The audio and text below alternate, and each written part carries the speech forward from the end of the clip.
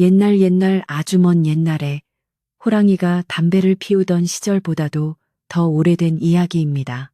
깊은 산골짜기 굽이굽이 돌아가면 사시사철 맑은 물이 흐르고 뒷산에는 늙은 감나무들이 마을을 수호신처럼 지키고 서 있는 평화로운 마을이 하나 있었습니다. 그 마을에서도 가장 기와 지붕이 높고 담장이 끝없이 이어져 있어 근방심리 밖에서도 훤히 보인다는 최부자 댁이 있었는데 이 집은 곡식 창고에 쌀이 마를 날이 없고 곳간에는 금은보화가 가득하여 남부러울 것 없는 대가 댁이었습니다. 하지만 하늘은 공평한 것인지 이토록 모든 것을 다 가진 부자택에도 남들에게 차마 크게 말하지 못할 깊은 근심이 하나 자리 잡고 있었으니 그것은 바로 대를 이어야 할 귀한 외아들이 원인을 알 수 없는 병으로 시름시름 앓고 있다는 사실이었습니다. 최 부자댁의 마당은 언제나 정갈하게 쓸려 있었지만 그곳에는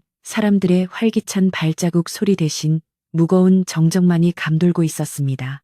하인들은 주인마님의 눈치를 보느라 숨소리조차 크게 내지 못했고 가끔 들려오는 소리라고는 안채 깊은 곳에서 들려오는 아들의 거친 기침 소리와 어머니의 한숨 소리뿐이었습니다.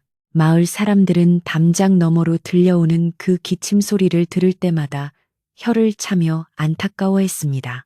재물이 산처럼 쌓여 있으면 무엇하겠습니까? 그 재물을 물려받을 자식이 오늘 내일 하며 꺼져가는 등불 같은 신세이니 집안의 분위기는 마치 초상집처럼 어둡고 차갑기만 했습니다. 최 부자 내외는 용하다는 의원을 다 불러 모으고 좋다는 약은 다 써보았지만 아들의 병세는 조금도 차도가 없었습니다. 그러던 어느 날 이 어두운 집안에 새로운 식구가 들어오게 되었으니 바로 며느리 분이었습니다. 최 부자댁의 며느리라면 을의 양반 가문의 규수이거나 미모가 빼어난 여인일 것이라 모두가 짐작했지만 가마에서 내린 분이의 모습은 사람들의 기대를 보기 좋게 무너뜨렸습니다. 둥글넓적한 얼굴에 주근깨가 콕콕 박혀 있었고 눈은 웃을 때마다 실처럼 가늘게 사라져버려 어수룩해 보이기 짝이 없었습니다. 게다가 홀레복이 익숙하지 않은 탓인지 마당에 들어서자마자 자기 치맛자락을 밟고 기우뚱거리다 물이 가득 든 항아리에 머리를 박을 뻔했으니 구경하던 마을 사람들은 참았던 웃음을 터뜨리고 말았습니다. 보통의 신부라면 부끄러워 얼굴을 붉히고 고개를 숙였겠지만 분이는 오히려 사람들을 따라 아이쿠 내가 참 덤벙거리지요 하며 해맑게 웃어 보였습니다. 시어머니인 최 씨 부인은 그런 며느리를 보며 기가 막혀 말문이 막힐 지경이었습니다. 아들의 병을 낫게 하려면 기운이 억척스럽고 복이 많은 여자를 들여야 한다는 지나가던 스님의 말만 믿고 데려온 며느리였지만 막상 닥치고 보니 그저 모자란 아이 같았기 때문입니다. 하지만 이미 물은 엎질러졌고 혼례는 치러졌으니 물릴 수도 없는 노릇이었습니다. 최 씨 부인은 그저 조상님께 빌고 또 빌며 이 모자란 며느리가 혹여나 집안의 애군이라도 쫓아내 주기를 바랄 뿐이었습니다. 그렇게 분이는 최 부자 댁의 며느리가 되었고 들어온 첫날부터 부엌의 그릇을 깨뜨리는 사고를 치며 요란한 시집살이를 시작하게 되었습니다. 마을 사람들은 분이를 두고 바보 며느리라 부르며 수군거렸습니다. 빨래터에 나가면 방망이질을 하다가 놓쳐서 냇물에 떠내려 보내기 일쑤였고 밥을 짓는다고 아궁이에 불을 지피다가 눈썹을 홀라당 태워먹고는 거울을 보며 깔깔거리는 모습이 영락없는 바보였기 때문입니다. 누가 흉을 봐도 그 뜻을 모르는 것인지 아니면 알고도 모른 척하는 것인지 분이는 언제나 싱글벙글 웃는 낯이었습니다. 동네 아이들이 졸졸 따라다니며 놀려대도 화를 내기는커녕 주머니에 꼬깃꼬깃 숨겨둔 누룽지를 꺼내어 나누어 주었으니 아이들은 분이를 만만하게 보면서도 묘하게 따르곤 했습니다. 집안의 하인들조차 처음에는 새 며느리를 어려워했으나 며칠이 지나자 그녀를 은근히 무시하기 시작했습니다. 안방마님인 최 씨 부인의 호통이 무서워 앞에서는 굽신거렸지만 뒤돌아서면 며느리의 어눌한 말투를 흉내내며 키득거리곤 했습니다. 아씨, 거기는 닦지 않으셔도 됩니다요. 또 무엇을 깨뜨리시려고 그러십니까? 하며 빈정거려도 분이는 그저 아, 그런가. 고맙네. 알려줘서 하며 넙죽 인사를 했습니다. 하인들은 그런 분이를 보며 혀를 찼지만 분이는 아랑곳하지 않고 집안 구석구석을 누비며 자신이 할 수 있는 일을 찾아다녔습니다. 하지만 분이가 유일하게 진지해지는 순간이 있었으니 바로 병석에 누운 남편을 돌볼 때였습니다. 남편인 도령은 하루 종일 좁은 방 안에 갇혀 창백한 얼굴로 천장만 바라보고 있었는데 분이는 그런 남편 곁을 잠시도 떠나지 않고 지켰습니다. 시어머니가 네가 옆에 있으면 산만해서 아들이 더 아프겠다며 핀잔을 주어도 분이는 굴하지 않고 탕약 그릇을 들고 안방으로 들어갔습니다. 뜨거운 약사발을 호호 불어가며 시키는 그녀의 모습은 평소에 덤벙거리는 모습과는 달리 꽤나 진지하고 조심스러웠습니다. 남편이 쓴 약을 삼키기 힘들어하면 분이는 이거 먹으면 호랑이 기운이 솟아나서 저랑 뒷산에 도토리 주우러 갈 수 있어요. 하며 엉뚱한 소리로 남편을 달래곤 했습니다. 남편은 그런 아내가 처음에는 성가셨지만 점차 그녀의 순박함에 마음을 열기 시작했습니다. 모두가 자신을 곧 죽을 사람 취급하며 슬픈 눈으로 바라볼 때 오직 아내만이 자신을 나랑 같이 놀러갈 사람으로 대해주었기 때문입니다. 분이는 남편의 땀을 닦아주며 바깥 세상 이야기를 조잘조잘 들려주었습니다. 오늘 마당에 까치가 왔는데 꼬리가 이만큼 길어요. 라던가 부엌 쥐가 쌀독에 빠져서 허우적대는 걸 제가 구해줬어요. 같은 시시콜콜한 이야기들이었지만 남편은 그 이야기를 들을 때면 잠시나마 고통을 잊고 희미하게 웃을 수 있었습니다. 그 웃음을 볼 때마다 분이의 가슴 속에는 남편을 반드시 살려내겠다는 뜨거운 다짐이 솟구쳤습니다. 계절이 바뀌어 찬바람이 문풍지를 때리는 가을이 깊어지자 남편의 병세는 급격히 악화되었습니다. 기침에는 피가 섞여 나왔고 얼굴은 핏기 하나 없이 투명해져만 갔습니다. 최 씨 부인은 밤마다 정화수를 떠놓고 천지신명께 빌었지만 야속한 하늘은 대답이 없었습니다. 집안에는 약 냄새가 진동을 했지만 그 어떤 명약도 도령의 기운을 북돋우지는 못했습니다. 의원들은 하나둘씩 고개를 저으며 뒷문으로 빠져나갔고 최 부자는 팻마루에 앉아 줄담배만 피워댔습니다. 집안의 기둥이 무너져 내리는 듯한 절망감이 기와집 전체를 무겁게 짓눌렀습니다. 분이는 시어머니의 꾸지람을 피해 부엌 한 구석에 쪼그리고 앉아 남편을 위한 미음을 끓였습니다. 바보라 손가락질 받아도 좋고 구박을 받아도 좋으니 제발 남편만 살아나게 해달라고 마음속으로 간절히 빌었습니다. 솥단지에서 피어오르는 김을 바라보며 분이는 눈물을 훔쳤지만 부엌 밖으로 나갈 때는 다시금 얼굴에 환한 미소를 띄었습니다. 자신이 울면 남편이 더 슬퍼할 것을 알았기 때문입니다. 그녀는 짐짓 아무렇지 않은 척, 발을 헛디딘 척하며 우스꽝스러운 몸짓으로 안방 문을 열고 들어갔지만 이불 속에 파묻힌 남편의 몸은 날이 갈수록 야위어만 갔습니다. 그러던 어느 날 밤 분이는 잠결에 이상한 기운을 느꼈습니다. 남편의 숨소리가 평소와 다르게 거칠었고 열이 불덩이처럼 치솟고 있었습니다. 놀란 분이가 시부모님을 깨워 한바탕 난리가 났지만 의원은 너무 늦은 시각이라 올 수 없었고 미리 지어둔 약도 다 떨어져 남은 것이 없었습니다. 최 씨 부인은 아이고 내 팔자야 대가 끊기게 생겼으니 이를 어쩌나 하며 바닥을 치며 통곡했습니다. 분이는 수건을 찬물에 적셔 남편의 이마에 올려주며 떨리는 손으로 남편의 손을 꼭 잡았습니다.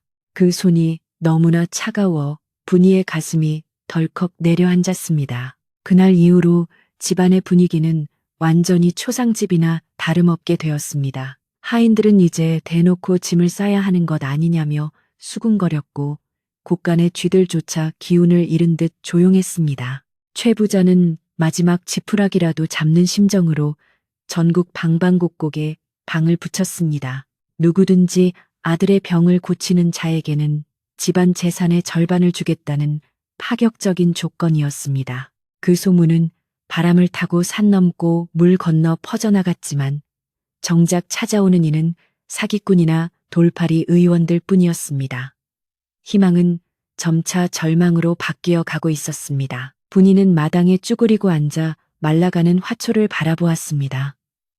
아무리 물을 주어도 살아나지 않는 화초가 마치 제 남편의 모습인 것 같아 가슴이 미어지는 듯 했습니다. 그때였습니다. 대문 밖에서 웅성거리는 소리가 들리더니 낯선 여인의 목소리가 담장을 넘어 들려왔습니다. 내 이댁의 병환을 고칠 비방을 가지고 왔소. 당당하고 힘찬 그 목소리에 죽어가던 집안의 공기가 순간 움찔하며 깨어나는 듯 했습니다. 분이는 자리에서 일어나 대문 쪽을 바라보았습니다. 과연 저 목소리의 주인은 꺼져가는 이 집안의 등불을 다시 킬 구세주가 될 수 있을까요? 아니면 또 다른 시련의 시작일까요? 바람이 타란히 불어와 분이의 치맛자락을 거세게 흔들고 지나갔습니다. 대문이 열리는 삐걱거리는 소리와 함께 등장한 여인은 마치 기다렸다는 듯이 당당하게 마당 안으로 발을 들여놓았습니다. 그녀는 자신을 먼 친척벌되는 집안의 조카라고 소개했는데 이름은 매양이라 하였고 차림새가 예사롭지 않아 보였습니다. 낡은 옷을 입었지만 그 태도는 기세등등하였으며 눈매는 마치 먹잇감을 노리는 매처럼 날카롭게 빛나고 있었습니다. 그녀의 뒤에는 짐꾼 하나가 커다란 보찜을 지고 따라왔는데 그 보찜에서는 알 수 없는 진한 향기가 풍겨나와 마당에 있던 사람들의 코끝을 자극했습니다. 최 부자 내외는 지푸라기라도 잡는 심정으로 그녀를 맞이하였고 매양은 안방마님 앞에서 고개를 조아리며 눈물을 글썽이는 신욕을 하니 그 모습이 어찌나 간절해 보이던지 보는 이들의 마음을 흔들어 놓기에 충분했습니다. 매향은 자신이 가져온 약재가 보통 물건이 아님을 거듭 강조하며 천년 묵은 산삼과 깊은 산속 절벽에서만 자라는 희귀한 약초들을 구해왔다고 너스레를 떨었습니다. 그녀는 최 부자에게 보찜을 풀어 보이며 말라비틀어진 뿌리와 정체를 알 수 없는 검은 덩어리들을 꺼내 놓았습니다. 최 씨 부인은 그 약재들을 보며 마치 구세주를 만난 듯 감격하여 두 손을 모았고 매양의 손을 잡으며 연신 고맙다는 말을 되풀이했습니다. 매양은 이 약은 정성이 반이라 아무나 다려서는 그 효험을 볼 수 없습니다. 제가 직접 불을 조절하고 물을 맞추어 다려야만 도련님의 병환을 씻은 듯이 낫게 할 수 있습니다. 라고 단호하게 말했습니다. 그 목소리에는 거역할 수 없는 힘이 실려 있어 집안의 누구도 감히 토를 달지 못했습니다. 그날부터 최 부자 댁의 부엌 살림은 순식간에 매양의 소나귀에 들어가게 되었고 원래 안주인 노릇을 해야 할 며느리 분이는 뒷방으로 밀려나는 신세가 되었습니다. 매양은 부엌에 들어서자마자 솥단지의 위치부터 바꾸고 장독대의 항아리들을 이리저리 옮기며 자신의 입맛대로 부엌을 휘저어 놓았습니다. 하인들은 갑작스러운 변화에 당황하면서도 도련님의 병을 고쳐줄 귀한 손님이라는 생각에 매양의 지시에 고분고분 따를 수밖에 없었습니다. 매양은 하인들을 부리는 솜씨가 보통이 아니어서 마치 오랫동안 이 집의 안주인으로 살아온 사람처럼 자연스럽게 호령하며 집안의 질서를 자신의 중심으로 재편해 나갔습니다. 분이 역시 남편의 병이 낫기를 바라는 마음은 누구보다 간절했기에 처음에는 매양을 도와 부엌길을 거들려 했습니다. 그녀는 평소처럼 해실해실 웃으며 제가 물을 길어 올까요? 아니면 불을 지필까요? 하고 매향에게 다가갔습니다. 하지만 매향은 그런 분위를 위아래로 훑어보며 싸늘한 표정으로 밀쳐냈습니다. 아씨께서는 손이 거칠어 귀한 약탕기를 깨뜨릴까 겁이 납니다. 약은 정갈한 마음과 솜씨가 필요한 법이니 그저 방에 들어가 계시는 것이 도와주시는 길입니다. 매양의 말은 겉으로는 정중한 척 포장되어 있었지만 그 속에는 분위를 무시하고 깔보는 가시가 돋쳐 있었습니다. 최 씨 부인조차 매양의 편을 들며 며느리에게 핀잔을 주었습니다. 그래, 너는 툭하면 그릇을 깨고 불을 꺼트리니 이번만큼은 매양이 하라는 대로 가만히 있거라. 괜히 설치다가 아들 약이라도 망치면 큰일 아니냐. 시어머니의 말에 분이는 아무 대꾸도 하지 못하고 머리를 긁적이며 부엌에서 물러나야 했습니다. 분이는 마당 구석에 쪼그리고 앉아 빗자루로 땅바닥에 그림을 그리며 부엌에서 피어오르는 연기를 하염없이 바라보았습니다. 바보처럼 웃고는 있었지만 그녀의 마음 한구석에는 알 수 없는 불안감이 싹트기 시작했습니다. 저 여인이 정말 남편을 살리러 온 것일까? 아니면 다른 꿍꿍이가 있는 것일까 하는 의구심이 들었지만 겉으로는 내색할 수 없었습니다. 매양이 약을 다리기 시작하자 집안에는 이제껏 맡아보지 못한 기묘한 냄새가 퍼져나갔습니다. 보통의 한약 냄새는 쓰면서도 구수한 향이 감돌기 마련인데 매양이 다리는 약에서는 어딘가 비릿하고 톡 쏘는 듯한 역한 냄새가 섞여 있었습니다. 하인들은 코를 막으며 이게 무슨 냄새냐, 꼭 썩은 생선 냄새 같기도 하고 뱀 삼는 냄새 같기도 하다며 수군거렸습니다. 하지만 매양은 이것은 몸속의 독을 빼내는 약초 특유의 향이니 이 냄새가 지독할수록 약효가 좋은 법입니다라며 태연하게 둘러댔습니다. 최 씨 부인은 그 말을 철석같이 믿고 냄새가 고약하다는 하인들을 나무라며 입단속을 시켰습니다. 마을에는 삽시간에 최 부자 댁에 용한 의녀가 들어왔다는 소문이 퍼졌고 동시에 며느리 분이가 쫓겨날지도 모른다는 흉흉한 이야기가 돌기 시작했습니다. 빨래터에 모인 아낙네들은 방망이질을 멈추고 입방아를 뗐느라 바빴습니다. 글쎄, 그 매양이라는 여자가 들어오고 나서 바보 며느리는 찬밥 신세가 되었다지 뭐야. 도련님 병만 고치면 그 여자가 안방을 차지할 거라는 소문이 파다해. 아무리 며느리가 모자라기로써니 조강지처를 내치고 굴러온 돌을 받겠어. 그래도 최 부자가 양반 체면이 있지. 사람들의 말은 바람을 타고 담장을 넘어 분이의 귀에도 들어갔지만 분이는 여전히 마당에 풀을 뽑으며 혼자서 중얼거릴 뿐이었습니다. 잡초가 참 질기기도 하지. 뽑아도 또 자라네. 그러던 어느 날 집안에서 오랫동안 부엌길을 도맡아온 찬모 할멈이 아무도 없는 틈을 타 분이의 소매를 잡아 끌었습니다. 할멈은 장독대 뒤편 은밀한 곳으로 분이를 데려가더니 주위를 살피며 나지막한 목소리로 속삭였습니다. 아기씨, 제 말을 허투루 듣지 마십시오. 저 매양이라는 여자가 다리는 약이 영 수상합니다. 제가 이 집에서 40년 넘게 약탕기를 닦았지만 저런 냄새는 처음입니다.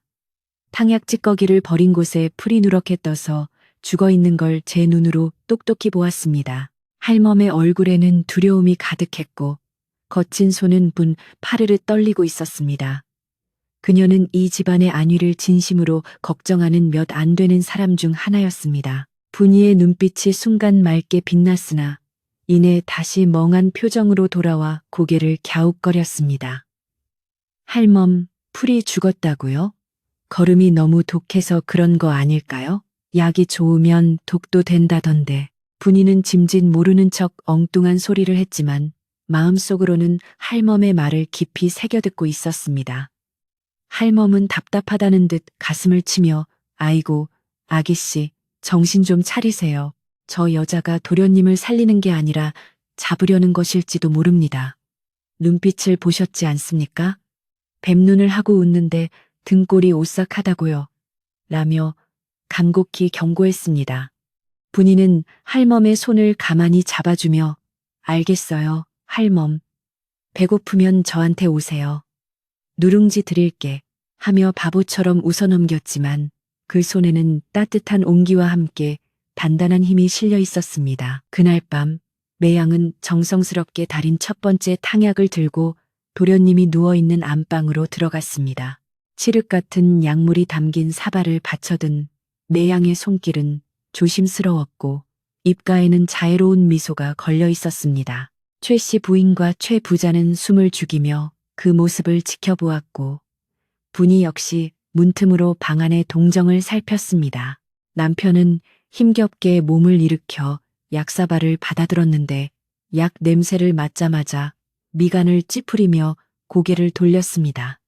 어머니, 냄새가 너무 역하여 마시기가 힘듭니다. 속이 울렁거리는 것 같습니다. 남편의 거부에도 불구하고 최 씨 부인은 몸에 좋은 약이 입에 쓰다지 않느냐 꾹 참고 한 번에 들이켜라며 아들의 등을 토닥였습니다. 매향은 부드러운 목소리로 도련님을 달랬습니다. 도련님, 이 약은 뱃속에 뭉친 나쁜 기운을 풀어헤치는 약이라 처음에는 거부감이 들 수 있습니다. 하지만 한 모금만 넘기시면 꽉 막힌 속이 뚫리는 것을 느끼실 겁니다. 저를 믿고 드셔보세요. 그녀의 눈빛은 최면을 걸듯 깊고 어두웠습니다. 남편은 어머니와 매양의 성화에 못 이겨 결국 눈을 질끈 감고 약을 단숨에 들이켰습니다. 그 순간 지켜보던 분이의 손에 땀이 배어 나왔습니다. 약을 마신 남편은 쿨럭거리며 기침을 토해냈고 얼굴이 일순간 붉게 달아올랐다가 다시 창백해지는 것을 반복했습니다. 매양은 약 기운이 도는 증거라며 만족스러운 듯 고개를 끄덕였습니다. 약 기운이 퍼지기 시작했는지 남편은 깊은 잠에 빠져들었습니다. 하지만 그 잠은 평온한 휴식이 아니라 식은땀을 흘리며 악몽에 시달리는 고통스러운 잠이었습니다. 매향은 명현현상이니 걱정 마십시오. 며칠간은 열이 오르내리고 헛소리를 할 수 있으나 이는 썩은 피가 물러가고 새살이 돋는 과정입니다라고 설명했습니다. 최 씨 부인은 그 말에 안도하며 매향에게 후한 상금을 내렸습니다.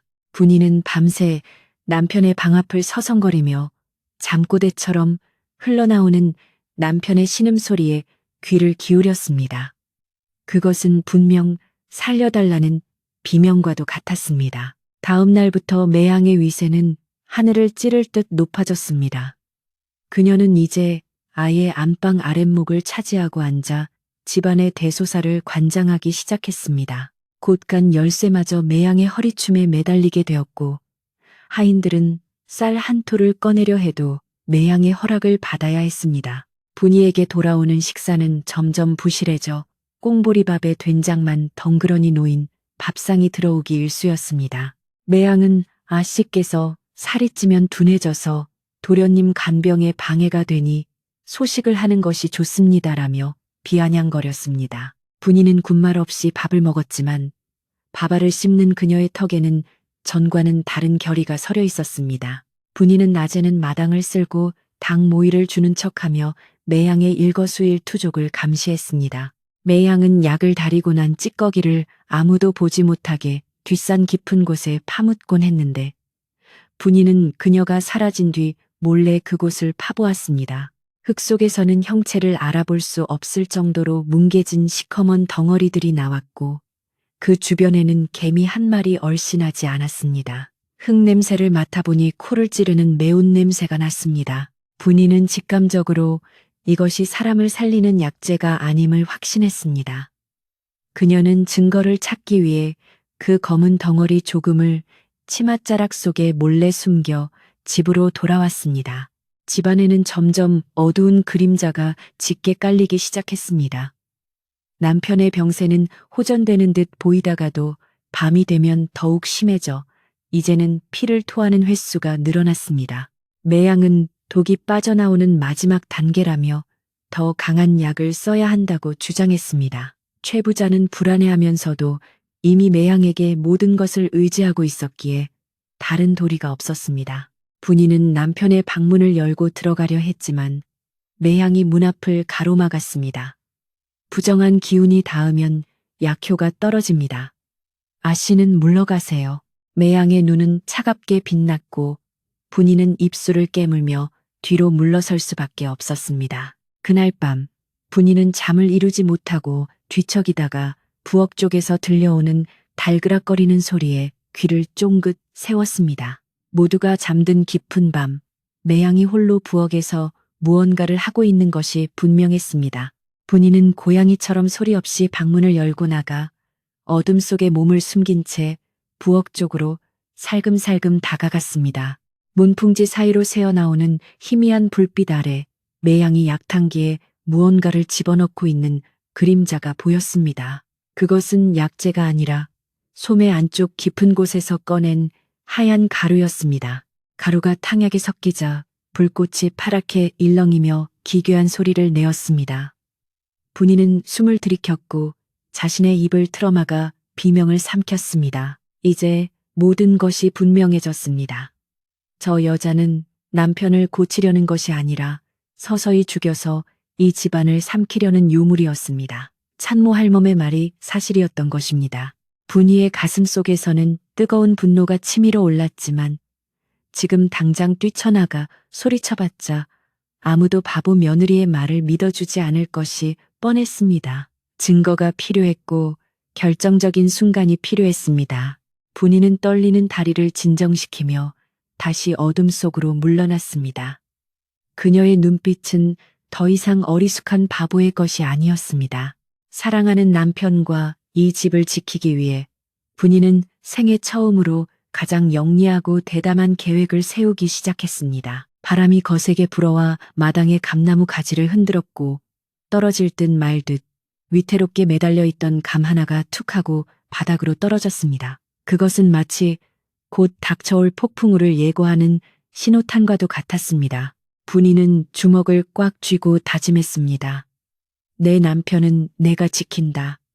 저 요사스러운 뱀의 혀를 반드시 뽑아내리라. 어둠 속에서 분이의 결의에 찬 눈동자가 별처럼 빛났습니다. 최부자 댁의 운명이 걸린 밤은 그렇게 깊어가고 있었고 다가올 아침은 그 어느 때보다 소란스러울 준비를 하고 있었습니다. 매향이 최부자 댁에 들어온 지 어느덧 보름이 지나자 집안의 공기는 한층 더 무겁고 습하게 가라앉았습니다. 초겨울의 매서운 바람이 문풍지를 뚫고 들어오듯 매향이 뿜어내는 서늘한 기운은 집안 사람들의 숨통을 서서히 조여오고 있었습니다. 도련님의 병세는 차도가 있기는커녕 눈에 띄게 악화되어 이제는 혼자 힘으로 일어나 앉지도 못할 지경에 이르렀습니다. 얼굴은 핏기 없이 창백하던 것을 넘어 거무튀튀한 흑빛으로 변해갔고 입술은 바짝 타들어가 껍질이 벗겨졌습니다.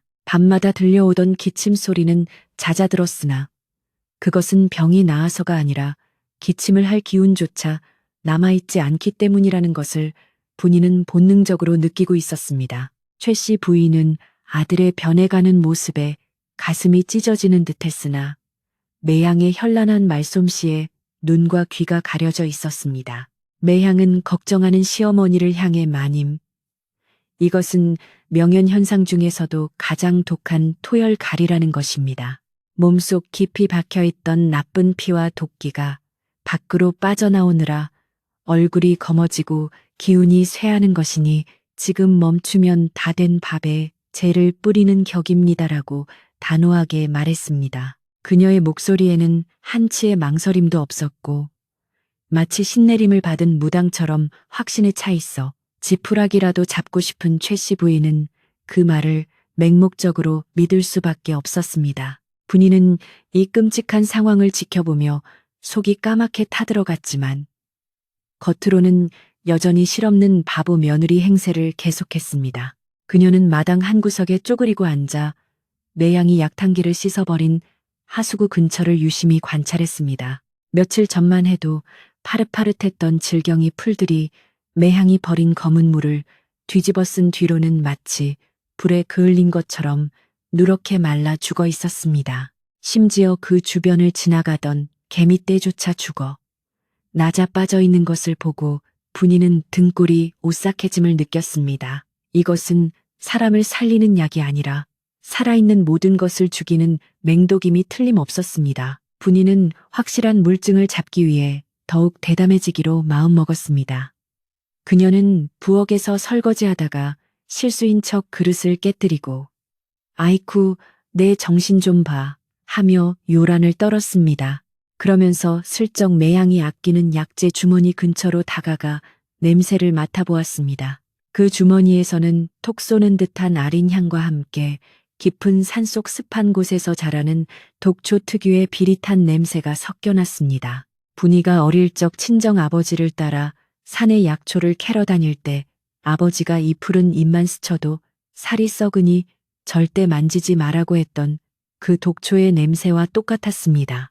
분이의 심장은 쿵쾅거렸지만 그녀는 태연하게 깨진 사기 조각을 주워 담으며 바보처럼 헤헤거렸습니다. 그날 오후 분이는 참모 할멈을 다시 은밀히 불렀습니다. 할멈은 매양의 눈을 피해 장독대 뒤로 오면서도 연신 주위를 두리번거렸습니다. 분이는 할멈에게 말라 죽은 풀을 보여주며 나지막이 속삭였습니다. 할멈, 보셔요. 이 풀들이 왜 죽었겠어요? 저 여자가 버린 물을 먹고 죽은 거예요. 제 남편 뱃속도 지금 이 풀처럼 타들어가고 있을 겁니다. 할멈은 소스라치게 놀라며 입을 틀어 막았습니다.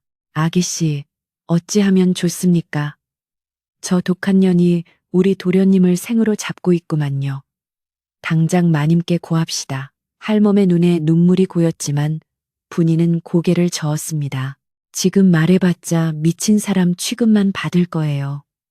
저 여자가 꼬리를 자르고 도망가면 그만이니 꼼짝 못할 증거를 잡아야 해요. 분이는 할멈에게 한 가지 부탁을 했습니다. 할멈, 창고 구석에 있는 은수저 하나만 몰래 꺼내다 주세요. 녹이 슬어도 좋고 찌그러져도 좋으니 아무도 모르게 제 치마폭에 넣어주세요. 옛말에 은은독을 만나면 색이 검게 변한다고 했습니다.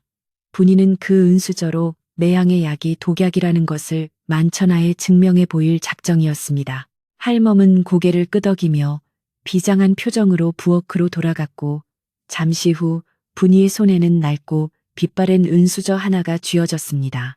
분이는 그것을 품속 깊이 감추며 차가운 금속의 감촉에서 서늘한 용기를 얻었습니다. 저녁이 되자 매향은 또다시 약을 다리기 시작했습니다.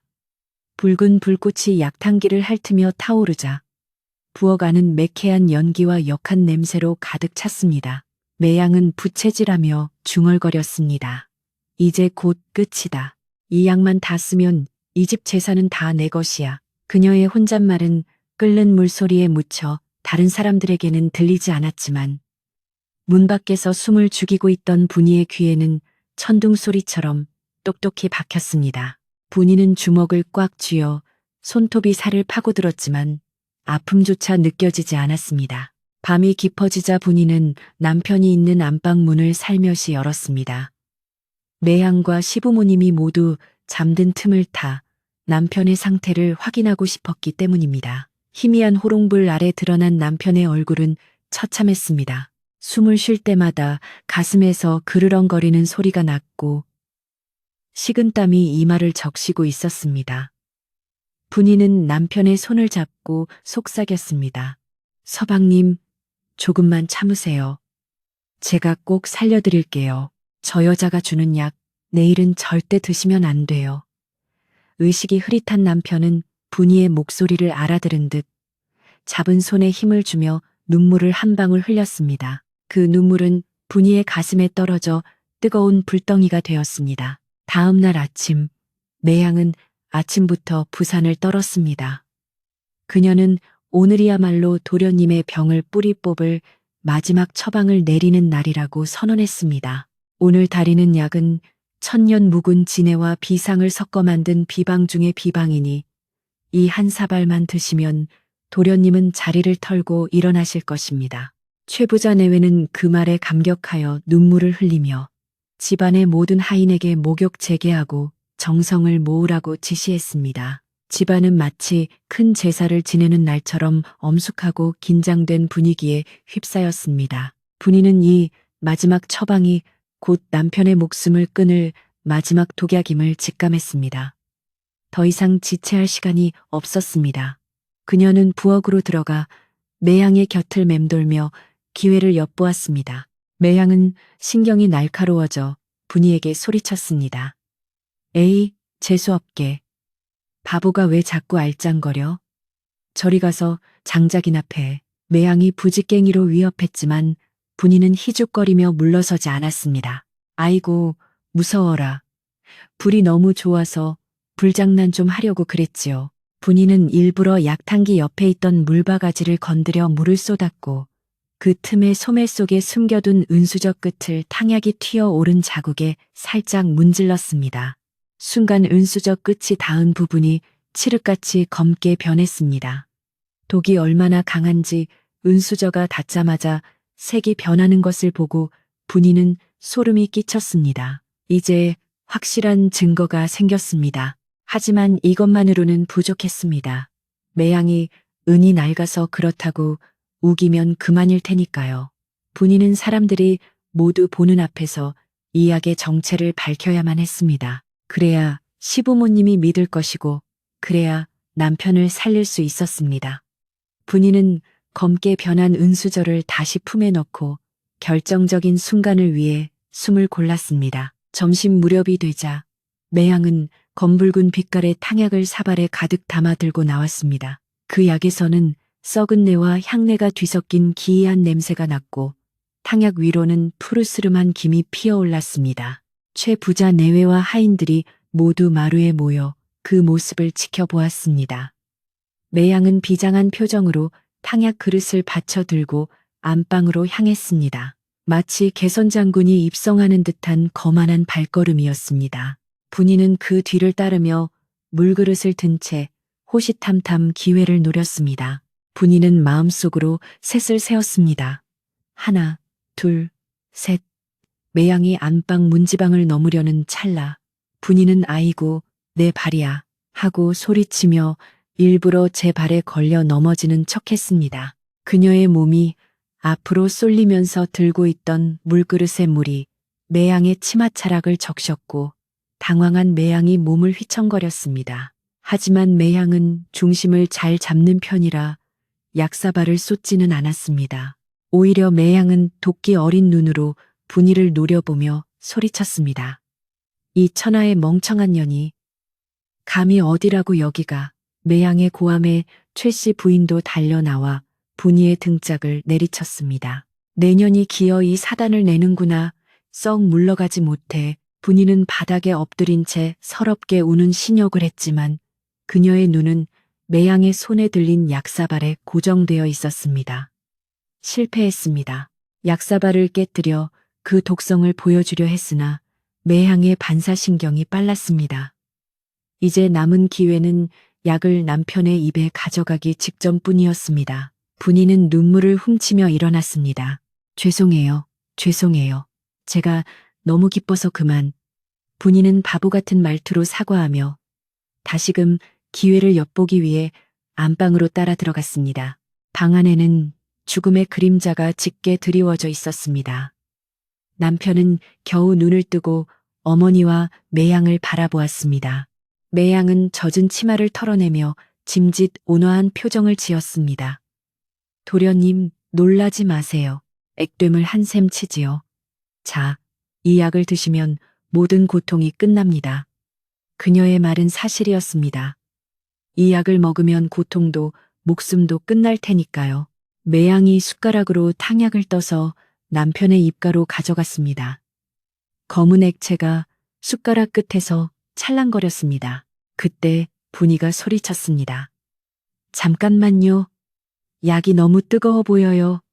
제가 식혀드릴게요. 분이는 예의도 없이 매양의 앞을 가로막으며 숟가락을 뺏으려 들었습니다. 최씨 부인이 기겁하며 말렸지만 분이는 막무가내였습니다. 아니에요. 뜨거우면 입천장 다 까져요. 제가 호호 불어드릴게요. 분이의 행동은 누가 봐도 철없는 바보의 투정 같았지만 그 손길은 필사적이었습니다. 매양은 짜증을 내며 분이를 밀쳐내려 했습니다. 비키지 못해. 약 기운 빠진다. 두 여인 사이에 실랑이가 벌어지자 힘없는 남편조차 눈을 크게 뜨고 상황을 지켜보았습니다. 분이는 매양의 팔을 잡고 늘어지며 매양의 소매 안쪽에 숨겨져 있던 종이 뭉치를 발견했습니다. 아까 부엌에서 보았던 그 하얀 가루가 든 종이었습니다. 분이는 직감적으로 저것이 독약의 원료임을 알았습니다. 분이는 짐짓 중심을 잃은 척하며 매양의 옷소매를 잡아당겼고 그 반동으로 매양의 품에서 작은 종이봉투가 바닥으로 떨어졌습니다. 어머, 이게 뭐예요? 설탕인가? 분이가 해맑게 웃으며 바닥에 떨어진 종이봉투를 집어들었습니다. 매양의 얼굴이 사색이 되었습니다.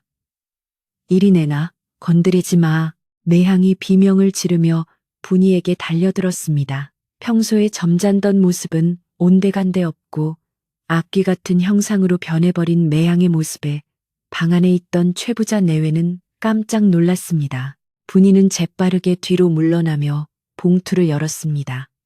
하얀 가루가 공중으로 흩날렸습니다. 이게 귀한 약에 들어가는 건가 봐요? 냄새가 꼭 쥐약 같은데. 분이는 뼈 있는 말을 던지며 시부모님을 바라보았습니다. 최 부자는 그제야 무언가 이상함을 감지했습니다. 얌전하던 매향이 저토록 표독스럽게 변한 것도 그렇고 약재라기엔 너무나 수상한 흰가루의 정체도 의심스러웠습니다. 분이는 이제 승부수를 띄워야 할 때가 왔음을 알았습니다. 더 이상 바보 연기는 필요 없었습니다. 그녀는 눈빛을 번뜩이며 약사발을 향해 시선을 돌렸습니다. 바람이 거칠게 불어와 방문이 덜컹거렸습니다. 마치 조상님들이 분이에게 힘을 실어주는 듯 했습니다. 분이는 품속의 은수저를 만지작거렸습니다. 이제 단 한 번의 타격으로 이 모든 거짓을 깨부수고 진실을 밝혀야 합니다. 분이의 호흡이 가빠졌지만 머릿속은 그 어느 때보다 차갑고 명징했습니다. 매양과 분이, 두 여자의 시선이 공중에서 불꽃 튀듯 부딪혔습니다. 팽팽한 긴장감이 방 안을 가득 메웠고 폭풍전야의 고요함이 흐르고 있었습니다. 매양이 도끼 어린 눈으로 분이에게 달려드는 순간 방 안의 공기는 마치 팽팽하게 당겨진 활시위처럼 금방이라도 끊어질 듯 긴장감이 감돌았습니다. 분이는 매양의 손톱이 자신의 얼굴을 핥히려 하자 날렵하게 몸을 비틀어 피하며 짐짓 중심을 잃은 척 비틀거렸습니다. 그녀의 몸이 크게 휘청이는가 싶더니 분이의 손은 마치 우연인 것처럼 매향이 들고 있던 약사발을 정확하게 내리쳤습니다. 어머나! 사람 살려! 발이 미끄러워요. 분이의 비명과 함께 검붉은 탕약이 담긴 사발이 허공을 가르며 날아갔고 와장창하는 굉음과 함께 방바닥에 산산조각이 나버렸습니다. 사기그릇 파편이 사방으로 튀고 검은 약물이 안방의 고운 장판 위로 쏟아져 내렸습니다. 최 씨 부인은 너무 놀라 비명조차 지르지 못하고 입을 딱 벌린 채 그 광경을 지켜보았고 최 부자는 자리에서 벌떡 일어나려다 다리에 힘이 풀려 주저앉고 말았습니다. 그런데 그 순간 방 안에 있던 모든 사람의 눈이 휘둥그레질 만한 기이한 일이 벌어졌습니다. 쏟아진 약물이 닿은 아랫목 장판이 치익하는 소름 끼치는 소리를 내며 순식간에 검게 타들어가기 시작한 것입니다. 마치 불에 달궈진 인두로 지진 것처럼 약물이 닿은 곳마다 하얀 연기가 피어오르며 장판이 녹아내렸고 방 안은 역하고 매캐한 냄새로 가득 찼습니다. 그것은 약초 냄새가 아니라 무언가 썩고 타는 지독한 악취였습니다. 분이는 바닥에 주저앉은 채 떨리는 손으로 타들어가는 장판을 가리키며 소리쳤습니다. 아이고, 이게 무슨 병고래요. 마루가 타요, 마루가. 약이 얼마나 독하면 나무가 다 녹아내릴까요? 그녀의 말투는 여전히 어눌한 바보 흉내를 내고 있었지만 그 목소리에는 뼈 있는 진실이 담겨 있었습니다. 최 부자는 그제야 사태의 심각성을 깨닫고 매양을 노려보았습니다. 이게 도대체 무슨 일이냐? 사람 먹는 약이 어찌 장판을 태운단 말이냐? 최 부자의 호통 소리가 벼락처럼 방 안에 울려 퍼졌습니다. 매향은 사색이 되어 뒷걸음질 쳤지만 이미 엎질러진 물이었고 드러난 도끼는 감출 길이 없었습니다. 매향은 당황하여 말을 더듬으며 변명하기 급급했습니다. 아, 아닙니다. 이것은 약 기운이 너무 강해서 그렇습니다. 명약은 원래 독을 다스리는 법이라 바닥에 쏟으면 그 기운 때문에 잠시 변할 수도 있는 것입니다.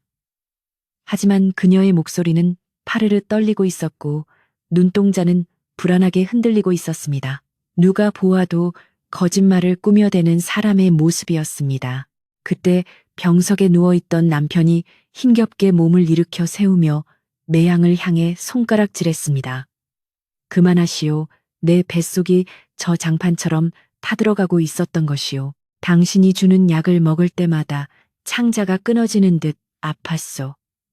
남편의 목소리는 작았지만 그 울림은 방 안의 공기를 무겁게 짓눌렀습니다. 분이는 이제 더 이상 연기할 필요가 없다고 느꼈습니다. 그녀는 품속 깊이 감추어 두었던 아까 부엌에서 챙겨온 그 은수저를 꺼내 들었습니다. 이미 약탕기 근처에서 튀어오른 약물에 다 검게 변해버린 은수저였습니다. 분이는 모두가 보는 앞에서 그 은수저를 바닥에 흥건한 약물 웅덩이에 다시 한번 담갔습니다. 그러자 은수저는 순식간에 숯덩이처럼 새카맣게 변해버렸습니다. 아버님, 어머님, 보십시오. 은수저가 닿자마자 이렇게 변합니다. 이것은 사람을 살리는 약이 아니라 사람을 죽이는 비상과 독초를 달인 독약입니다. 분이의 목소리는 이제 바보 며느리의 것이 아니었습니다.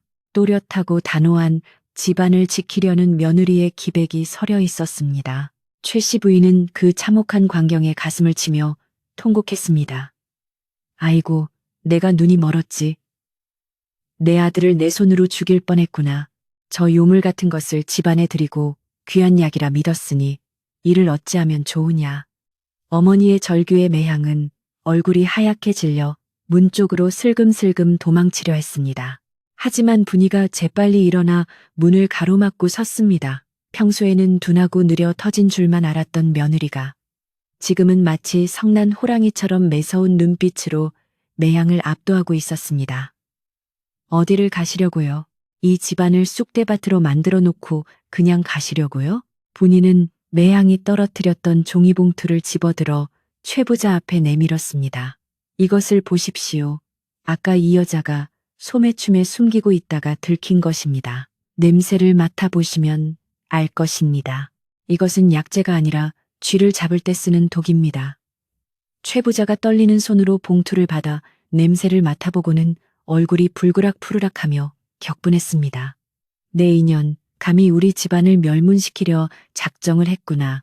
여봐라. 밖에 누구 없느냐. 최 부자의 고함에 마당에 있던 하인들이 우르르 몰려들어왔습니다. 하인들은 방 안의 참상을 보고 입을 다물지 못했습니다. 매향은 더 이상 빠져나갈 구멍이 없음을 깨닫고 바닥에 엎드려 빌기 시작했습니다. 잘못했습니다. 날이 죽을 죄를 지었습니다. 한 번만 용서해 주십시오. 저는 그저 돈이 탐나서 잠시 눈이 멀었던 것입니다. 제발 목숨만은 살려주십시오. 그녀의 비굴한 모습은 조금 전까지 안주인 행세를 하며 거드름을 피우던 모습과는 딴판이었습니다. 하지만 최 부자의 분노는 하늘을 찌를 듯 했습니다. 돈이 탐나 사람 목숨을 해하려 했느냐.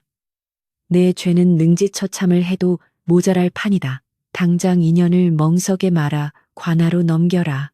하인들은 그동안 매양에게 당했던 서름이 폭발하여 거친 손길로 매양을 끌어냈습니다. 매양은 비명을 지르며 발버둥 쳤지만 건장한 하인들의 힘을 당해낼 수는 없었습니다. 이거 놓으란 말이야. 매향의 악다구니는 마당으로 끌려나가면서 점차 멀어졌고 마을 사람들도 소란을 듣고 하나둘씩 담장 너머로 구경을 왔다가 사태를 파악하고 혀를 찼습니다. 저런 천하의 몹쓸 년이 있나. 남의 집 귀한 아들을 독살하려 하다니.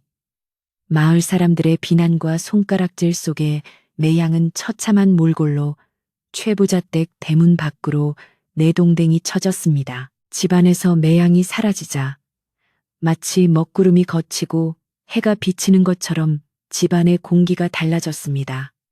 하지만 상처는 깊었습니다. 남편은 독 기운 때문에 기력이 쇠하여 쓰러지듯 자리에 누웠고 최 씨 부인은 충격으로 몸을 가누지 못했습니다. 분이는 침착하게 수습에 나섰습니다. 그녀는 먼저 창문을 활짝 열어 방 안에 배어있는 독한 연기와 냄새를 빼내었습니다. 차가운 겨울바람이 들어와 방 안의 탁한 공기를 씻어내자 사람들의 정신도 조금씩 맑아지는 듯 했습니다. 분이는 하인들을 시켜 타버린 장판을 걷어내고 깨끗한 자리를 깔게 했습니다. 그 다음 분이는 부엌으로 달려가 아궁이에 불을 지폈습니다. 이번에는 엉뚱한 장난도 실수도 없었습니다. 그녀의 손놀림은 빠르고 정확했습니다. 독이 든 약탕기는 미련 없이 깨버리고 새옹기를 꺼내 맑은 물을 부었습니다. 그리고 창고 구석에 보관해 두었던 묵은 쌀을 꺼내어 정성스럽게 씻고 빻았습니다. 독에 시달린 남편의 위장을 달래기 위해서는 아무것도 넣지 않은 맑은 미음이 최고의 약이라는 것을 분이는 알고 있었기 때문입니다. 타닥타닥 타오르는 장작불 소리가 마치 분이의 따뜻한 마음처럼 부엌을 온기로 채웠습니다. 잠시 후 김이 모락모락 나는 흰 미음 한 그릇을 받쳐든 분이가 안방으로 들어왔습니다. 남편은 여전히 창백한 얼굴로 누워 있었지만 눈빛만은 전보다 훨씬 편안해 보였습니다. 분이는 남편의 머리맡에 앉아 숟가락으로 미음을 떠서 호호 불어시켰습니다. 서방님, 이제 괜찮아요. 나쁜 건 다 나갔으니 이거 드시고 기운 차리세요. 분이의 목소리는 부드러웠고 남편을 바라보는 눈길은 사랑으로 가득했습니다. 남편은 힘겹게 입을 벌려 미음을 받아먹었습니다. 아무 맛도 없는 슴슴한 미음이었지만 그 안에는 아내의 정성과 생명이 담겨 있어 꿀맛보다 달게 느껴졌습니다. 한 숟가락, 두 숟가락 미음이 넘어가자 남편의 얼굴에 희미하게 화색이 돌기 시작했습니다. 옆에서 이를 지켜보던 최 씨 부인은 그제야 안도의 한숨을 내쉬며 분이의 손을 잡았습니다. 아가, 내가 미안하다. 너를 바보라 구박하고 저 흉악한 것의 말만 믿었으니 이 어미가 죄인이다. 네가 우리 집안을 살렸구나. 시어머니의 눈에서 뜨거운 눈물이 흘러내려 분이의 손등을 적셨습니다. 분이는 시어머니의 손을 맞잡으며 해맑게 웃었습니다. 어머님도 참 별 말씀을 다 하세요. 가족끼리 미안한 게 어디 있어요. 서방님만 살면 저는 다 좋아요. 그날 오후 마을 의원이 소문을 듣고 달려왔습니다. 의원은 남편의 맥을 짚어보고 타버린 장판과 남은 약 찌꺼기를 살펴보더니 고개를 절레절레 흔들었습니다. 천만다행입니다. 조금만 더 늦었더라면 돌이킬 수 없을 뻔했습니다. 며느님께서 아주 지혜롭게 대처하셨습니다. 독을 계속 먹었다면 오늘 밤을 넘기기 힘들었을 것입니다. 의원의 말에 최 부자는 다시 한번 가슴을 쓸어내리며 며느리를 바라보았습니다. 어리석은 줄만 알았던 며느리가 사실은 집안의 수호신이었다는 사실에 최 부자는 부끄러움과 고마움을 동시에 느꼈습니다. 해질 무렵 집안은 안정을 되찾았습니다. 하인들은 마당에 흩어진 깨진 사금파리를 치우고 곳간을 정리하며 다시 일상으로 돌아갈 준비를 했습니다. 분이는 마루에 걸터 앉아 땀을 식히고 있었는데 찬모 할멈이 다가와 분이의 어깨를 주물러 주었습니다. 아기씨, 정말 장하십니다. 제가 10년 묵은 체증이 다 내려가는 것 같습니다. 아까 그 은수저를 꺼내실 때 제 가슴이 얼마나 조마조마했는지 모릅니다. 할멈의 칭찬에 분이는 아이, 할멈도 참, 내가 뭘 했다고 그래요. 그냥 운이 좋았던 거지 하며 다시금 수줍은 미소를 지어 보였습니다. 남편은 미음을 먹고 깊은 잠에 빠져들었습니다. 이번 잠은 식은땀을 흘리거나 끙끙 앓는 고통스러운 잠이 아니라 새근새근 숨소리가 고른 평온한 잠이었습니다. 분이는 남편의 이마에 맺힌 땀을 닦아주며 창호지 문 너머로 들어오는 저녁 노을을 바라보았습니다. 붉은 노을이 방 안을 따뜻하게 비추자 차갑게 얼어붙었던 집안의 기운이 스르르 녹아내리는 듯 했습니다. 분이의 마음속에도 안도감과 함께 앞으로는 더 이상 바보짓을 하지 않아도 되겠다는 작은 해방감이 밀려왔습니다. 저녁밥 짓는 연기가 굴뚝마다 피어오르는 평화로운 마을 풍경이 눈에 들어왔습니다. 이제 이 집에서도 다시 구수한 밥 냄새가 날 것입니다. 독한 약 냄새 대신 된장국 끓는 냄새와 밥 뜸드는 냄새가 채워질 것입니다. 분이는 부엌으로 나가 소매를 걷어붙였습니다. 오늘은 시부모님과 남편을 위해 특별히 맛있는 저녁상을 차리고 싶었습니다. 쌀을 씻는 물소리가 경쾌하게 울려 퍼졌고 도마지라는 소리가 흥겨운 박자처럼 들렸습니다. 최 부자는 사랑방에서 곰방대를 두드리며 생각에 잠겼습니다. 겉만 보고 사람을 판단하지 말라는 옛 성현의 말씀이 틀린 것이 하나 없었습니다. 화려한 언변과 거칠애로 무장한 매양은 독이었고 어눌하고 실수투성이로 보였던 분이는 진국이었습니다. 그는 결심했습니다. 앞으로는 며느리에게 집안 살림을 하나씩 맡기고 진정한 딸처럼 아끼겠노라고. 밖에서는 까치들이 요란하게 울어대며 내일은 더 좋은 소식이 있을 거라고 알려주는 듯 했습니다. 분이는 아궁이 앞에 앉아 불을 보며 혼자 중얼거렸습니다. 서방님, 빨리 일어나서 나랑 같이 감 따러 가요. 올해 감이 아주 잘 익었어요. 그녀의 얼굴은 불빛을 받아 발그레하게 빛났고 눈가에는 행복한 주름이 잡혔습니다. 폭풍우가 지나간 자리에 더 단단한 땅이 굳어지듯 최부자 댁의 시련은 가족의 정을 더욱 끈끈하게 만들어 주었습니다. 이제 마지막으로 남은 것은 남편이 완전히 자리를 털고 일어나 며느리와 함께 웃는 날을 맞이하는 것뿐이었습니다. 밤이 깊어지자 마을은 고요한 정적에 휩싸였습니다. 하지만 최부자 댁의 안방에서는 희미하지만 따뜻한 불빛이 밤새 꺼지지 않고 타오르고 있었습니다. 그것은 희망의 불빛이자 지혜로운 며느리가 지켜낸 생명의 불빛이었습니다. 사람들은 잠자리에 들며 오늘 있었던 놀라운 이야기를 서로에게 속삭였고 바보 며느리의 활약상은 전설처럼 입에서 입으로 전해지기 시작했습니다. 그렇게 길고도 험난했던 하루가 저물어가고 있었습니다. 매양이 쫓겨나고 난 뒤 최부자 댁에는 비로소 진정한 평화가 찾아왔지만 그 평화가 안착하기까지는 시간이 필요했습니다. 집안 곳곳에 배어있던 독한 약초 냄새를 완전히 빼내는 데만 꼬박 사흘이 걸렸고 매양이 머물던 방은 도배를 새로 하고 장판을 다시 깔아야 했습니다. 분이는 매일 아침 일찍 일어나 창문을 활짝 열고 솔잎을 태워 그 향긋한 연기로 집안의 나쁜 기운을 씻어냈습니다. 하인들은 그런 분이의 뒤를 따르며 누가 시키지 않아도 구석구석을 쓸고 닦으며 묵은 때를 벗겨냈습니다. 마치 집안 전체가 긴 병을 앓고 난 뒤 목욕재개를 하는 것처럼 최 부자 댁은 서서히 예전의 활기를 되찾아가고 있었습니다. 남편의 회복은 더디지만 확실하게 이루어지고 있었습니다. 독 기운이 빠져나간 자리를 채우는 것은 오로지 분이의 정성이 담긴 음식뿐이었습니다. 처음에는 맑은 미음으로 시작하여 점차 잣죽, 타락죽으로 기운을 북돋아 주었고 열흘이 지나자 남편은 비로소 흰 쌀밥을 넘길 수 있게 되었습니다. 분이는 남편이 밥 한 숟가락을 삼킬 때마다 아이처럼 기뻐하며 박수를 쳤습니다. 아이고, 우리 서방님 잘도 드시네.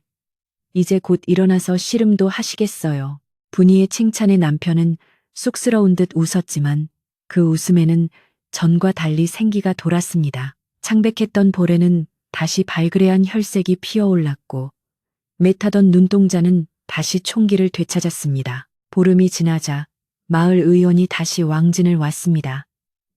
의원은 남편의 맥을 짚어보고 혀를 내두르며 감탄했습니다. 이거 참 기적입니다. 오장육부에 스며들었던 도끼가 말끔히 사라졌습니다. 이는 약으로 고친 것이 아니라 사람의 정성으로 하늘을 감동시킨 것입니다. 의원의 말에 최 부자 내외는 눈시울을 붉히며 분이를 바라보았습니다. 그동안 바보라 무시하고 구박했던 며느리가 사실은 집안을 살린 은인이었음을 다시금 뼈저리게 느끼는 순간이었습니다. 최 부자는 의원의 손을 잡고 다 우리 며느리 덕분입니다. 우리 집안의 복덩이지요. 라며 자랑스럽게 말했습니다. 어느 맑은 날 아침 최 씨 부인은 분이를 안방으로 불렀습니다. 분이가 쭈뼛거리며 방으로 들어오자 시어머니는 분이의 손을 잡아 끌어 자신의 옆자리에 앉혔습니다. 그리고는 허리춤에서 묵직한 열쇠 꾸러미를 꺼내어 분이의 손에 쥐어주었습니다. 그것은 바로 최 부자 댁의 고간 열쇠이자 안주인의 권위를 상징하는 물건이었습니다. 아가, 받아라. 이제부터 이 집안의 살림은 네가 맡아라. 나는 이제 늙었고 사람 보는 눈도 어두워 집안을 지킬 자격이 없다. 네가 이 집의 진정한 주인이다. 시어머니의 목소리는 떨리고 있었지만 그 눈빛은 더할 나위 없이 진지했습니다. 분이는 깜짝 놀라 손사래를 쳤습니다. 어머님, 당치 않습니다. 저는 셈도 못하고 글도 모르는 바보인걸요. 제가 어떻게 이 큰 집 살림을 맡습니까? 저는 그저 서방님 밥이나 해주고 마당이나 쓸면 족합니다. 분이는 열쇠를 다시 시어머니에게 돌려드리려 했지만 시어머니는 단호하게 고개를 저었습니다. 아니다. 너는 바보가 아니라 누구보다 지혜롭고 마음이 넓은 아이다. 그를 아는 것보다 중요한 것은 사람을 살리는 마음이다. 네가 아니었다면 우리 집안은 이미 풍비박산이 났을 게다. 부디 이 늙은이의 청을 거절하지 말아다오. 시어머니의 간곡한 부탁에 분이는 결국 눈물을 글썽이며 열쇠 꾸러미를 받아들었습니다. 분이의 허리춤에 열쇠 꾸러미가 채워지자 집안 하인들의 태도도 180도 달라졌습니다. 예전에는 분이가 지나가도 본체만 체하거나 뒤에서 킥킥거리던 하인들이 이제는 분이가 나타나면 허리를 굽혀 깎듯이 인사를 올렸습니다. 아기씨, 아니 작은 마님, 오늘은 무엇을 할까요? 장작을 더 팰까요? 아니면 콩을 불릴까요? 하인들은 분이의 말 한마디를 법처럼 따랐고 분이의 칭찬을 듣기 위해 서로 앞다투어 일을 했습니다. 참모 할멈은 부엌에서 분이를 볼 때마다 내 눈이 보배지, 진즉에 아기씨가 큰일을 하실 줄 알았어 하며 흐뭇해했습니다. 마을에도 소문은 꼬리에 꼬리를 물고 퍼져나갔습니다. 바보 며느리라는 별명은 온데간데 없어지고 대신 효부 며느리, 지혜로운 며느리라는 칭송이 자자했습니다. 빨래터에 모인 아낙네들은 입을 모아 분이의 활약상을 이야기했습니다. 글쎄, 그 독한 약을 단번에 알아보고 밥상을 엎었다지 뭐야. 보통 배포가 아니면 못할 일이야. 최 부자네 며느리가 사실은 산신령이 점지해준 귀인이라더군. 바보인 척한 것도 다 애군을 막으려는 뜻이었다네. 사람들의 이야기는 살이 붙고부터 거의 전설처럼 변해갔지만 분이는 그런 소문에 우쭐대지 않고 여전히 해맑은 웃음으로 이웃들을 대했습니다. 계절은 어느덧 겨울의 끝자락을 지나 따스한 봄 기운이 감도는 시기가 되었습니다. 마당의 매화나무 가지에는 팝콘처럼 하얀 꽃망울이 터지기 시작했고 담장 밑에는 노란 개나리가 수줍게 고개를 내밀었습니다. 겨우내 얼어붙었던 땅이 녹으면서 풍겨오는 흙냄새가 집안 가득 퍼졌습니다. 그리고 그 봄 기운과 함께 남편은 드디어 자리에서 일어나 문 밖으로 걸어 나왔습니다. 2달 만에 밟아보는 마당 흙의 감촉에 남편은 감격하여 잠시 말을 잇지 못했습니다. 따스한 햇살이 남편의 얼굴을 비추자 그 모습이 마치 다시 태어난 사람처럼 빛이 났습니다. 남편의 완쾌를 축하하기 위해 최 부자는 마을 잔치를 열기로 했습니다. 소를 잡고 떡을 하여 동네 사람들을 모두 초대했습니다. 분이는 잔치 준비를 진두지휘하며 안주인으로서의 면모를 유감없이 발휘했습니다. 이쪽에는 전을 부치고 저쪽에는 국을 끓이세요. 떡은 쫄깃하게 많이 치고 고기는 부드럽게 삶아야 합니다. 분이의 목소리는 힘찼고 손놀림은 거침이 없었습니다. 하인들은 신이 나서 일했고 부엌에서는 온종일 고소한 기름 냄새와 구수한 밥 냄새가 끊이지 않았습니다. 집안에는 웃음소리가 담장을 넘어 마을 어귀까지 울려 퍼졌습니다. 잔칫날, 마당에는 멍석이 깔리고 상다리가 부러질 듯 음식이 차려졌습니다. 마을 사람들은 맛있는 음식을 먹으며 최 부자 댁의 경사를 축하해 주었습니다. 사람들은 분이에게 술잔을 권하며 정말 고생 많았네. 자네 덕분에 최 부자 댁이 살았어. 하며 덕담을 건넸습니다. 분이는 부끄러워 얼굴을 붉히면서도 시어머니 옆에 다소곳이 앉아 손님들을 맞이했습니다. 최 씨 부인은 며느리를 자랑하느라 입에 침이 마를 새가 없었습니다. 우리 며느리가 한 음식 좀 드셔보게.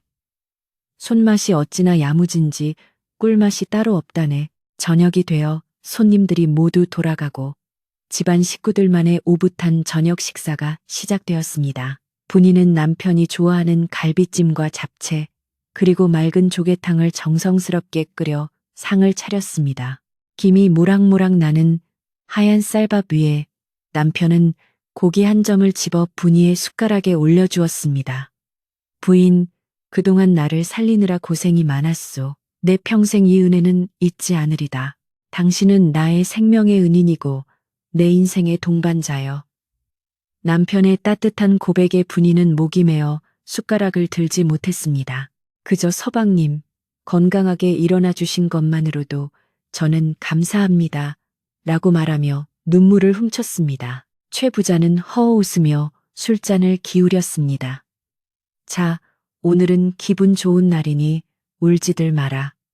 비 온 뒤에 땅이 굳는다고 했다.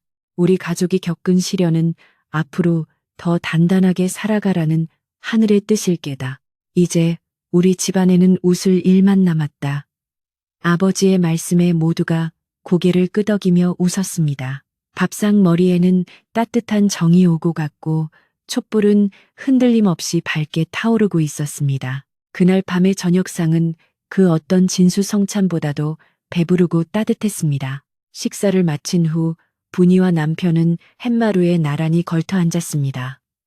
밤하늘에는 쟁반같이 둥근 보름달이 환하게 떠 있어 마당을 대낮처럼 비추고 있었습니다. 뒷산에서는 소쩍새가 구슬프게 울었지만 두 사람에게는 그 소리마저 정겹게 들렸습니다. 남편은 분이의 어깨를 감싸 안으며 하늘을 가리켰습니다. 저 달 좀 보시오. 꼭 당신 얼굴 같구려. 분이가네, 제 얼굴이 저렇게 넙대대하다는 말씀이세요? 하며 짐짓 토라진 척하자 남편은 껄껄 웃으며 손을 저었습니다. 아니요. 저렇게 둥글고 밝아서 어두운 밤을 환하게 비춰준다는 뜻이요. 당신이 나의 달림이요. 분이는 남편의 어깨에 머리를 기대며 행복한 미소를 지었습니다. 차가운 바람이 불어왔지만 남편의 체온 덕분에 춥지 않았습니다. 지난 몇 달간의 악몽 같았던 시간들이 주마등처럼 스쳐 지나갔습니다. 매양의 서늘한 눈빛, 타오르던 장판, 남편의 거친 숨소리. 하지만 그 모든 고통은 이제 과거의 일이 되었습니다. 지금 이 순간 곁에는 건강해진 남편이 있고 집안은 평온하며 자신의 뱃속에는 따뜻한 저녁밥이 들어가 있으니 더 바랄 것이 없었습니다. 분이는 마음속으로 다짐했습니다. 앞으로도 이 행복을 지키기 위해 때로는 바보처럼, 때로는 현명하게 이 집안을 지켜나가겠노라고. 밤은 깊어가고 마을의 불빛들은 하나둘씩 꺼져갔습니다. 하지만 최 부자 댁의 사랑방 문틈으로는 도란도란 이야기 소리가 끊이지 않고 흘러나왔습니다. 그것은 세상에서 가장 평범하면서도 가장 귀한 가족의 행복한 소리였습니다. 마당의 감나무도 장독대의 항아리들도 그리고 하늘의 달님도 모두 숨을 죽이고 그 따뜻한 소리에 귀를 기울이는 듯 했습니다. 옛 이야기는 항상 그렇듯 착한 사람은 복을 받고 나쁜 사람은 벌을 받으며 고난 끝에는 반드시 낙이 온다는 진리를 다시 한번 보여주었습니다. 이제 이야기는 끝이 났습니다. 분이는 오래오래 남편과 함께 아들, 딸 많이 낳고 행복하게 살았다고 합니다. 훗날 마을 사람들은 최 부자댁 앞을 지나갈 때마다 아이들에게 이렇게 말해주곤 했답니다. 저 집에는 하늘이 내린 며느리가 살고 있어 겉모습만 보고 사람을 판단하면 안 된다는 걸 보여준 분이지 라고 말입니다. 오늘 밤 여러분의 꿈속에도 분이처럼 따뜻하고 지혜로운 수호천사가 찾아가 편안한 잠을 선물해 주기를 바랍니다. 산 너머 산골 마을에 바람이 자고 물소리도 잦아드는 깊은 밤입니다. 따뜻한 이불 속에서 오늘 하루의 고단함을 내려놓으시고 부디 편안한 꿈 꾸시길 바랍니다. 내일은 오늘보다 더 맑고 밝은 해가 뜰 테니까요. 안녕히 주무세요.